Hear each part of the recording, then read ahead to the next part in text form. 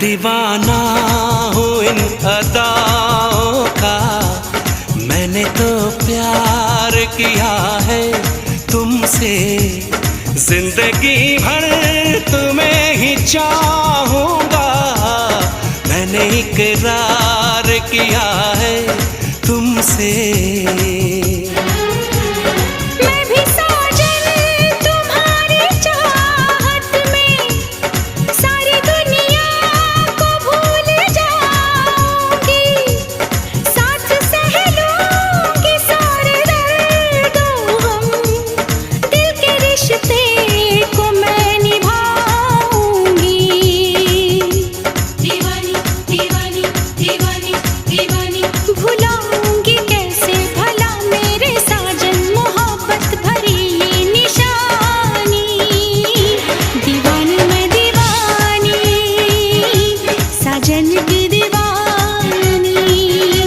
दीवानी मैं दीवानी, साजन की